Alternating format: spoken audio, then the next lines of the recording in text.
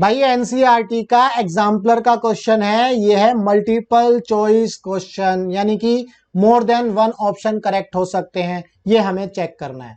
इस क्वेश्चन में कहता है on the basis of dimensions decide which of the following relation for the displacement of A particle undergoing simple harmonic motion is not correct.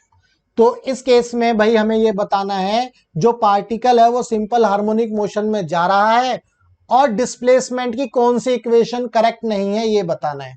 इसको बताने के लिए आपको दो चीजें याद रखनी है। पहली फर्स्ट तो यह है कि भाई डायमेंशनली अगर हम किसी रिलेशन को बताते हैं कि वो करेक्ट है या नहीं, तो हम क्या करते हैं, लेफ्ट हैंड साइड के डायमेंशन और राइट हैंड साइड के डायमेंशन चेक करते हैं। अगर वो सही हो जाते हैं तो इक्वेशन हमारी सही हो जाती है, अगर वो सही नहीं होते तो इक्वेशन हमारी सही नहीं होती। क्लियर है?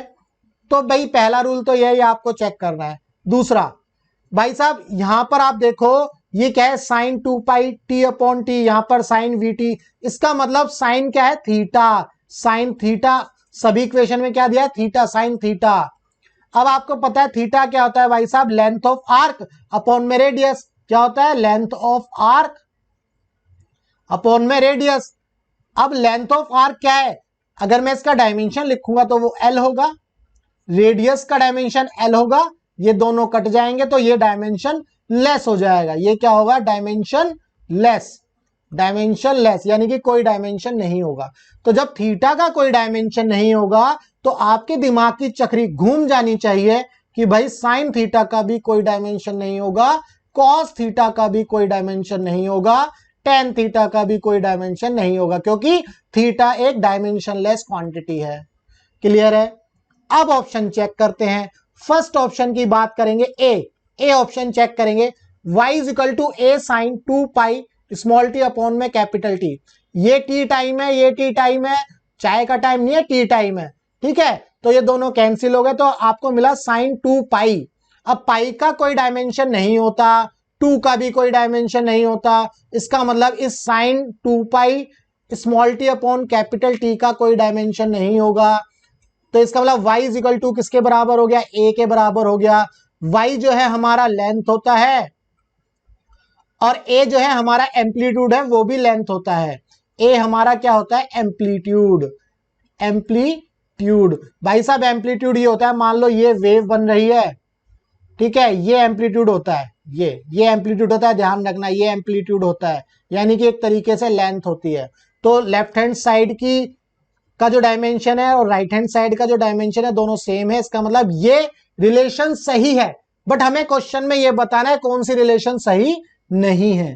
ठीक है, तो ए ऑप्शन नहीं होगा, लेकिन रिलेशन सही है भाई साहब, रिलेशन हमारी सही है, लेकिन ऑप्शन ये नहीं है। ठीक है भाई, ये तो था ए। बात करते हैं बी ऑप्शन की। बी ऑप्शन में देखो y is equal to A sine V T. V हमारा क्या है भाई, वेलोसिटी है, यानी कि डिस्टेंस अपॉन टाइम, और ये वाला टी मैं यहां लिख देता हूं तो ये टी से टी कैंसिल हो रहा है। इसका मतलब मैं इस तरह से लिख सकता हूं, लेफ्ट हैंड साइड का जो डायमेंशन है एल हो गया क्योंकि y है, राइट हैंड साइड का जो डायमेंशन है वो हमारा a है यानी कि l, और साइन यहां पर देखो टी से टी कट गया तो साइन d बचा यानी कि लेंथ बची। जब d का डायमेंशन लेंथ होगा तो साइन का डायमेंशन भी लेंथ हो जाएगा, इसका मतलब ये एल स्क्वायर बनेगा। तो भाई लेफ्ट हैंड साइड का डायमेंशन और राइट हैंड साइड का डायमेंशन इक्वल नहीं है, तो इसका मतलब ये इक्वेशन करेक्ट नहीं है, यानी कि ये ऑप्शन हमारा सही है, बी ऑप्शन हमारा सही है। ठीक है, लेकिन भाई साहब ये मल्टीपल चॉइस क्वेश्चन है, यहां पे हमें सारे ऑप्शन चेक करने हैं। ठीक है, तो बी ऑप्शन तो सही है बट इक्वेशन करेक्ट नहीं है। बी ऑप्शन सही है क्वेश्चन के हिसाब से, लेकिन इक्वेशन करेक्ट नहीं है, ध्यान रखना। सी ऑप्शन चेक करते हैं।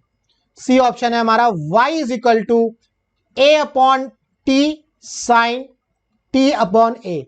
भाई यहां इसको बहुत आसानी से कर लेंगे, y का डायमेंशन तो l ही हो गया, दैट इज इक्वल टू भाई a हमारा लेंथ हो गया, t टाइम हो गया, तो इसको l अपॉन टी कर लेते हैं।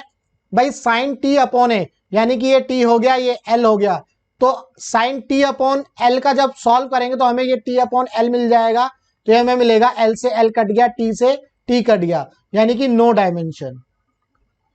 That means left hand side की इक्वेशन राइट हैंड साइड के बराबर नहीं है। दैट मीन्स सी ऑप्शन भी हमारा करेक्ट नहीं है। इसके लिए हमारा आंसर सी भी सही है, क्योंकि हमें वही तो बताना था कि जो ऑप्शन सही नहीं है सिंपल हार्मोनिक मोशन में, वही बताना था। ठीक है, तो बी और सी हमारे ऑप्शन सही हैं। ठीक है भाई, अब डी की बात करते हैं। डी ऑप्शन की बात करेंगे। डी ऑप्शन में देखो, इस इक्वेशन में कंप्लीट चेक कर लेते हैं भाई। 2 pi small T upon T, ये टी से टी कैंसिल हो रहा है, ये वाला स्मॉल टी से ये कैपिटल टी कैंसिल हो रहा है।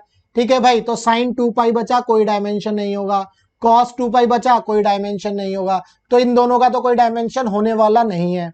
तो डी ऑप्शन में y इज इक्वल टू, अगर मैं इसको इस तरह से लिख लूं डायमेंशन के लिए, तो सिर्फ मुझे ये मिलेगा l इज इक्वल टू ए का डायमेंशन l, √2 का कोई डायमेंशन नहीं होता। इसका मतलब लेफ्ट हैंड साइड और राइट हैंड साइड हमारी सही है, इक्वल है, करेक्ट है। ठीक है, बट हमें क्वेश्चन में क्या बताना था भाई साहब?